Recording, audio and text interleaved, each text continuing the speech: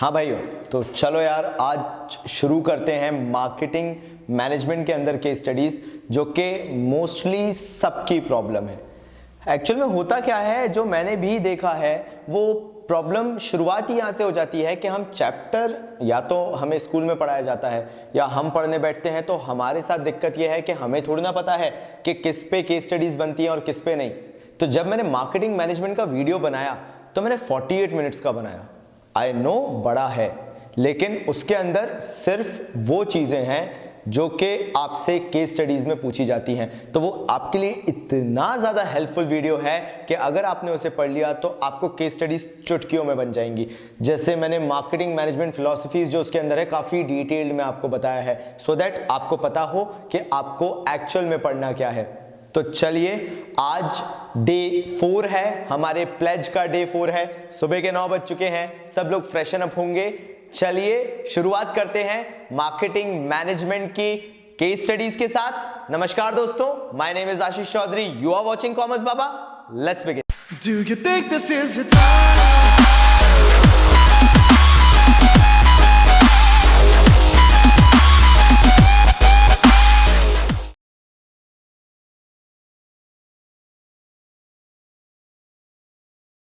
तो case study 1 जो आपके सामने थी अभी, अगर आपने उसमें देखा हो तो बड़ा क्लियरली आंसर गिवन है। लेकिन वही चीज जिसने थ्योरी पढ़ी है उसको पता है, जिसने थ्योरी नहीं पढ़ी है उसको शायद दिक्कत हो सकती है। मैंने बड़ा क्लियरली बताया है। जैसा पहले है हमारे भाई साहब रमन जो है producing product at large scale. जैसे ही ये चीज आई producing product at large scale, आगे पढ़ने की जरूरत भी नहीं है। उन्होंने पूछे हैं कौन से मार्केटिंग कंसेप्ट हैं। लार्ज स्केल प्रोडक्शन जो है वो प्रोडक्शन कंसेप्ट होता है, खत्म पहले का आंसर। ये एसेंस होता है पढ़ने का अच्छे से। तभी मैंने बोला है कि वो जो 48 मिनट्स का वीडियो है ना मेरा मार्केटिंग मैनेजमेंट का, अभी भी अगर नहीं देखा तो एक बार देख लो। उसके अंदर मैंने यही तो एम्फेसाइज करा है। मैंने पूरी केस स्टडीज को उठाया, जो 41 केस स्टडीज आज हम डिस्कस कर रहे हैं ना, मैंने बड़ी डिटेल में जाके उन केस स्टडीज को उठाया और एक जस्ट बना दी। और वही वीडियो उसके लिए है जो थ्योरेटिकल वीडियो है। तो प्लीज डे 3 का वीडियो है, जाके जरूर देखो। और यहाँ पे बड़ा आसानी से समझ में आ जाएगा कि जो रमन भाई साहब हैं उन्हें प्रोडक्शन कंसेप्ट फॉलो करने की जरूरत है। आप उसके आगे केस स्टडी नहीं भी पढ़ोगे तो आपको समझ में आ जाएगा। फिर जो जोगिंदर है वो बेस्ट क्वालिटी प्रोवाइड करा रहा है। बेस्ट क्वालिटी मैं आपको बता ही चुका हूं, प्रोडक्ट कंसेप्ट का पार्ट है। सीधे सीधे आंसर है, क्यों टेंशन लेना। बेस्ट क्वालिटी मतलब providing quality product that is under the product concept, हो गया खत्म। फिर जो इकबाल है वो अपने कस्टमर्स की जो नीड्स हैं उनको आइडेंटिफाई कर रहा है। और मैंने बताया था कि अगर आप कस्टमर की नीड को आइडेंटिफाई करके चलते हो तो वो मार्केटिंग कंसेप्ट के अंदर आता है। Study about the needs of the consumer, what consumer wants, और उसके हिसाब से आप क्या करो, प्रोडक्शन। तो ये भी क्लियर होना चाहिए मेरे हिसाब से तो। और लास्ट जो है श्रेया, वो ये सोचती है कि फर्म की कुछ रिस्पॉन्सिबिलिटीज हैं सोसाइटी की तरफ। बिल्कुल सही है यार, सोसाइटियल कंसेप्ट है वो। सीधे सीधे आंसर्स हैं ना। इसका सेकंड एलिमेंट देखते हैं। इन्होंने सेकंड क्वेश्चन पूछा क्या था। फाइनली आपसे पूछा गया कि जिस तरीके से एक्चुअल में इकबाल भाई साहब का जो कंसेप्ट है वो काफी अच्छा है, तो फाइनली सेकंड पॉइंट में बोला गया है कि रमन का जो कंसेप्ट है वो सक्सेसफुल है। आप क्या सोचते हो किस और प्रोड्यूसर का कंसेप्ट सक्सेसफुल हो सकता है? तो मुझे ऐसा लगता है कि जो प्रोडक्ट कंसेप्ट है वो हम अपने इंडिया में है, इंडिया के हिसाब से आंसर देना है। तो प्रोडक्ट कंसेप्ट कंपैरेटिवली मुझे नहीं लगता सक्सेसफुल होगा, बिकॉज प्रोडक्ट कंसेप्ट बोलता है प्रोड्यूस हाई क्वालिटी प्रोडक्ट, जिसका मैं पहले ही बता चुका हूं कि मार्केट होता है बड़ा लिमिटेड। तो दो जो कंसेप्ट है वो काफी सक्सेसफुल हो सकते हैं। एक इकबाल हो गया जिसका मार्केटिंग कंसेप्ट है जहां पे कस्टमर सेटिस्फेक्शन जरूरी है, और दूसरा श्रेया का जिसका सोसाइटल कंसेप्ट है, एनवायरमेंटल फ्रेंडली गुड्स बनाती हैं। और मुझे वो लगता है कि आज के टाइम में मार्केट में वो ट्रेंड आ रहा है। तो मेरे हिसाब से ये दो जो और फर्दर प्रोड्यूसर्स हैं ये अपना बिजनेस सक्सेसफुल बना सकते हैं। चलिए नेक्स्ट केस स्टडी देख लीजिए आप।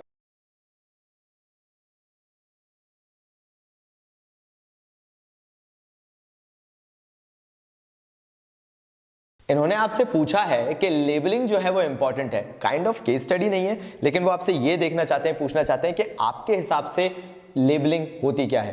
तो आपको क्या करना पड़ेगा, यहाँ पे थोड़ा सा क्लेवर खेलना पड़ेगा। जैसे पहली चीज आपको बैच नंबर बताना पड़ेगा, इसका कंटेंट इसके या इंग्रेडिएंट्स क्या है ये बताना पड़ेगा। एमआरपी मैक्सिमम रिटेल प्राइस आपको बतानी पड़ेगी, फिर उसके बाद आप ब्रांड नेम इसके अंदर ज़रूर बताएं। ये वो बेसिक इन्फॉर्मेशन है जो आपको इसके अंदर बतानी पड़ेगी। और अगर आप इसके अंदर कुछ जोड़ना चाहेंगे, जब आप ये पूरा ड्रॉ करेंगे, लेबलिंग बताएंगे, तो मे बी आप इसके अंदर चाहें तो कस्टमर केयर नंबर या कस्टमर केयर आईडी भी जोड़ सकते हैं, सो दैट आपका आंसर और प्रेजेंटेबल लगे। चलिए नेक्स्ट केस स्टडी देखते हैं। नेक्स्ट केस स्टडी ये बोलती है कि एक मैन्युफैक्चरर है जो वो एक इलेक्ट्रॉनिक आइटम बनाता है, वो हैंडल विद केयर वाली सिचुएशन है, उसको आपको काफी केयरफुली यूज करना पड़ेगा। तो उन्होंने हमसे पूछा कि अगर हम मैनेजर होते तो हम क्या करते। हम एक्चुअल में सारी इंफॉर्मेशन लेबल पे प्रोवाइड कराते, सो दैट अगर कोई ऐसा प्रॉपर क्वेश्चन चाहिए भी है तो वो एक्चुअल में उस सामने कस्टमर के पास अवेलेबल होता, that yes we have shown the direction of use या direction to use, so that कोई भी किसी भी तरह का नुकसान या प्रॉपर इम्प्रॉपर कंडीशन किसी के सामने अराइज हो। चलिए फिर से नेक्स्ट केस स्टडी की तरफ बढ़ते हैं।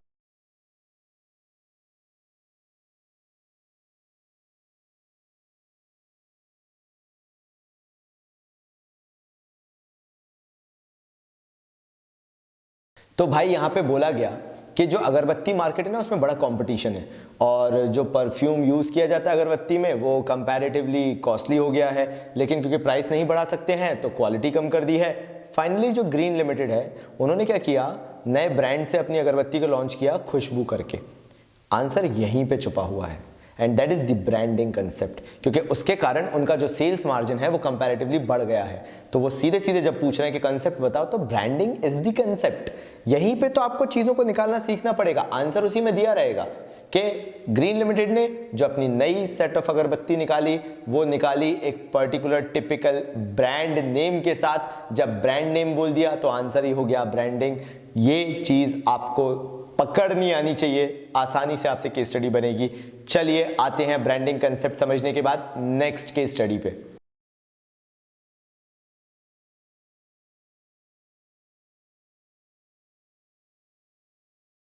देखो यार, यहां पे इस केस स्टडी को मैंने क्यों लिया, क्योंकि ये जो केस स्टडी है ना, ये शुरुआत तो बड़े अच्छे से करेगी लेकिन एंड में आपको कंफ्यूज कर देगी। बात चालू की सिमोन से, जो कि अपनी एक फ्लावर शॉप खोलना चाहती है। वो जानती है कि ये पेरिशेबल गुड है, बहुत जल्दी खराब हो जाएगा, तो उसने सोचा कि यार मेरे लिए तो डायरेक्ट चैनल सूटेबल है, अपनी शॉप खोलो और डायरेक्ट चैनल रखो।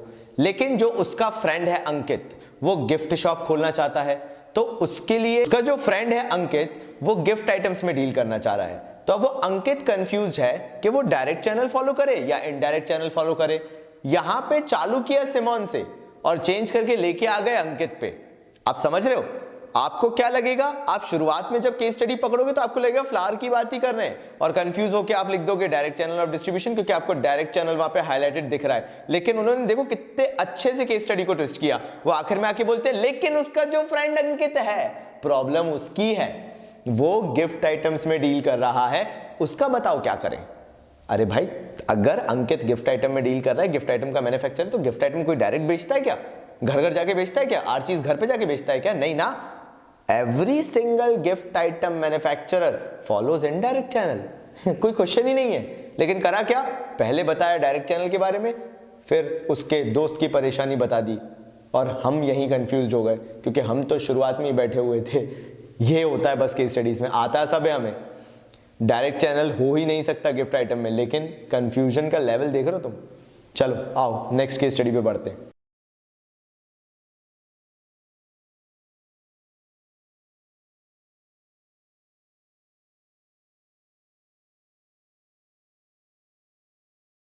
हमारी एक एडवर्टाइजिंग एजेंसी है, एक बंदा जो है वो सोप, टूथपेस्ट इन सब में डील करता है। हमें उसे कन्विंस करना है कि भाई अपनी एडवर्टाइजिंग करा लो। क्या करेंगे? एडवर्टाइजिंग के फायदे बैठ के सुनाएंगे उसको। बताना क्या है इसमें, एडवांटेज ऑफ एडवर्टाइजिंग याद करके बस लिखना है हमें। कैसे पकड़ में आया? एडवर्टाइजिंग बोला है ना, एडवर्टाइजिंग में क्या बोला कि आप एक एडवर्टाइजिंग कंपनी में हो, आपको बताना है कि क्या सही है क्या गलत है। वो सोप टूथपेस्ट में डील करता है, आप उसको कन्विंस करो। कन्विंस कैसे करोगे? फायदे बता के, एडवांटेजेस ऑफ एडवर्टाइजिंग। आगे बढ़ते हैं।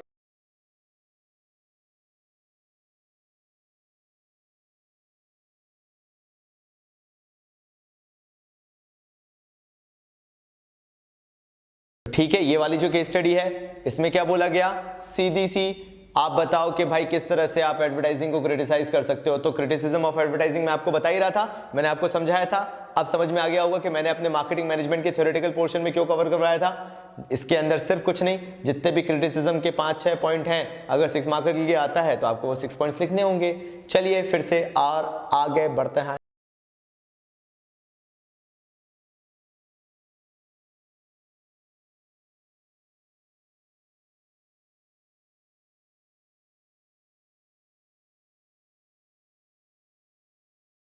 ये देखो, ये क्वेश्चन आते हैं जिसमें समझ में ही नहीं आता कि लिखना क्या है।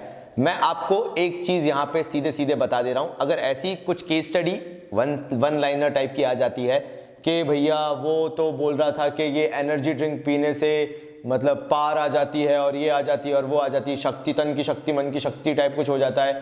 अगर कोई ऐसा फॉल्स क्लेम करता है तो एक ही वैल्यू यहां पे हिंडर हो रही है, और वो हमेशा हमेशा हमेशा हमेशा वैल्यू ऑफ ऑनेस्टी होगा। Value of honesty is the answer. हमेशा ये चिपका के आ जाना, बोर्ड्स में मार्क्स मिल जाते हैं। चलो आगे बढ़ते हैं।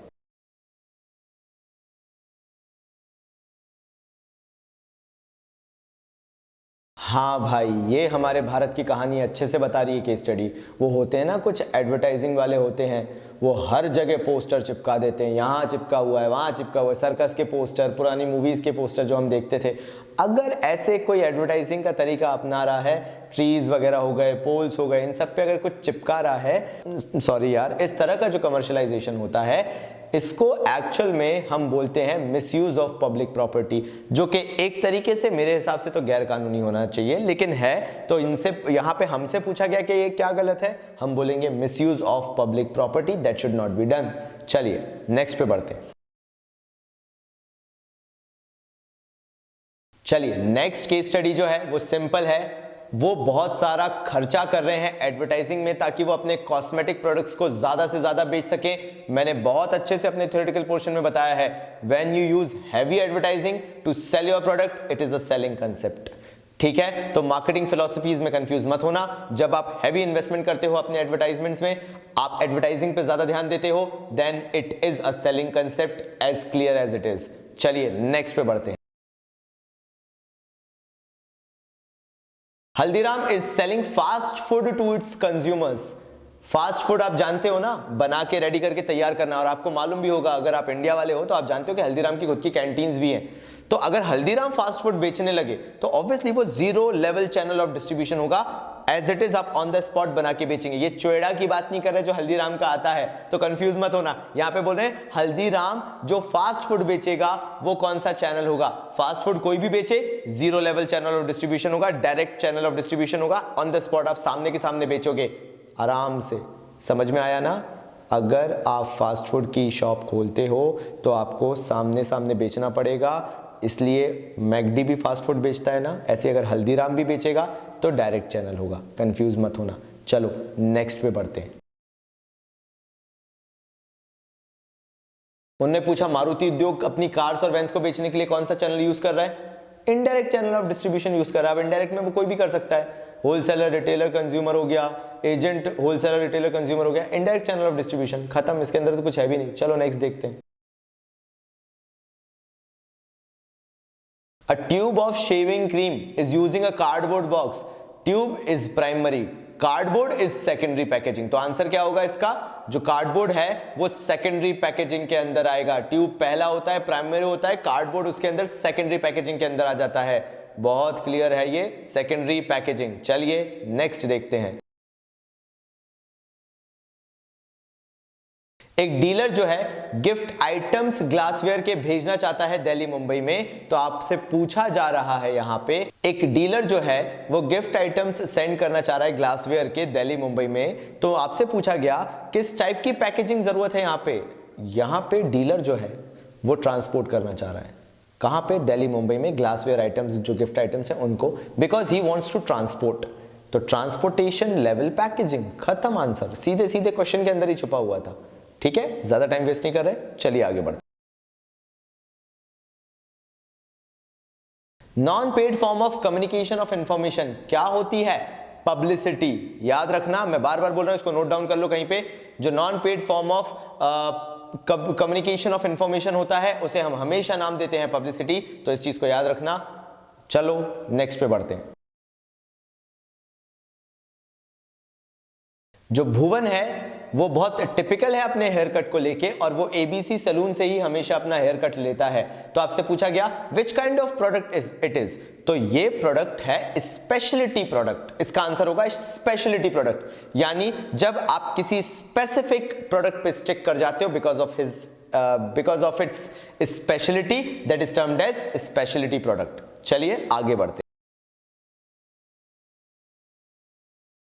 उनने पूछा है कि एक मैन्युफैक्चरिंग फर्म जो है, कंपनी जो है, वो लेदर यूज कर रही है जो कि बैंड है, स्किन एनिमल्स जो भी है वो बैंड है, वो मार्केट में एक तरीके से यूज नहीं की जानी चाहिए। आपसे पूछा गया कि इसमें कौन सा मार्केटिंग कंसेप्ट हैम्पर हुआ है।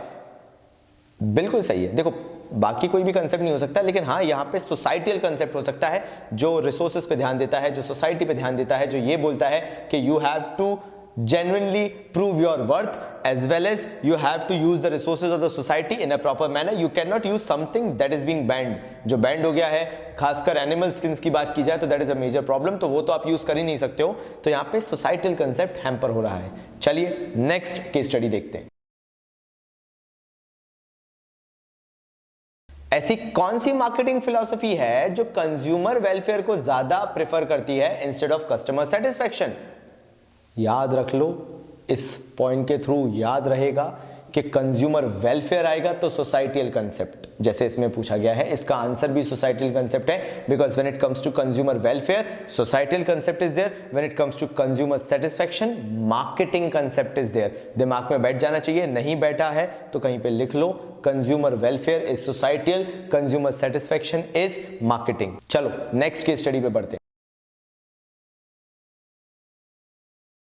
ऐसा कौन सा कंसेप्ट कहता है कि वॉल्यूम ऑफ प्रोडक्शन के थ्रू आप प्रॉफिट ज्यादा कमा सकते हो? वॉल्यूम ऑफ प्रोडक्शन का मतलब ज्यादा प्रोड्यूस करके कौन सा था? Production concept. तो इसके अंदर का आंसर है production concept. When you produce more and more goods you can earn more and more of profit just by reducing the cost, that is termed as the production concept. Again ये वाली similar है जो हमने अभी just की है कि non paid form of communication क्या कहलाता है। किसी अदर तरीके से पूछ ली थी और दूसरे तरीके से पूछ ली थी, इसलिए मैंने डाल दिया है कि आप क्योंकि समझ ही चुके होंगे, एक बार कर ही लिया है। इसका आंसर है पब्लिसिटी। चलिए नेक्स्ट पे बढ़ते हैं। इसमें पूछा गया है ऐसा कौन सा कंसेप्ट है जो कि ये बोलता है कि कंज्यूमर्स को आप अवेलेबल कराएं प्रोडक्ट्स, टारगेटेड मार्केट जो आपका है उनको रेगुलरली प्रोडक्ट्स अवेलेबल कराएं। तो ये होता है physical distribution concept of marketing. इसके अंदर होल सोल फोकस होता ही यही है कि आपको प्रोडक्ट को अवेलेबल कराना है अपने कस्टमर बेस तक, जब भी जैसे भी वो मांगते हैं। तो that is physical distribution. Next वाली जो केस स्टडी है वो ये बोलती है कि money spent on advertisement is a waste. ये क्या बताता है? ये बताता है जो एडवर्टीजमेंट्स के क्रिटिसिज्म है, और मैं बार बार एम्फसाइज यहां पे फिर से कर रहा हूं कि एडवर्टीजमेंट जो है उसके क्रिटिसिज्म कर लेना, इस पे हाईली चांसेस हैं कि आपके पास एक केस स्टडी आए ही आए। तो इसका आंसर है criticism of advertisement. Write one example of exchange of good where the buyer is the marketer. ऐसा कौन सा एग्जाम्पल आप दे सकते हैं जिसमें आप बायर को मार्केटर बोले? इसका आंसर भी बड़ा सिंपल है। अगर कोई ऐसा प्रोडक्ट है जो बहुत ही रेयर है, जिसके सेलर्स बहुत ही रेयर हैं, इसमें बायर को जाके सेलर को अप्रोच करनी पड़ेगी, और ये सिचुएशन बना देती है when the product is rare, there are very few sellers, जैसे इंडिया में टेस्ला। तो ये चीज क्या बना देती है? उस बायर को मार्केटर बना देती है। वो बायर एनकरेज करता है सेलर को टू प्रोड्यूस मोर। तो दोस्तों ये था मार्केटिंग मैनेजमेंट की केस स्टडीज का पार्ट 1। इसमें हमने आज टोटल 21 केस स्टडीज डिस्कस की। कल सुबह जब हम 9 बजे आएंगे तो हम बाकी की बची हुई 20 केस स्टडीज डिस्कस करेंगे।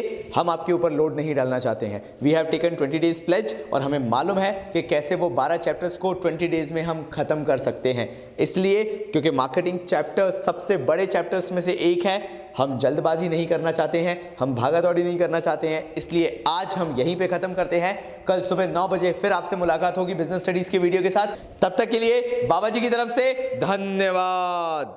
Get it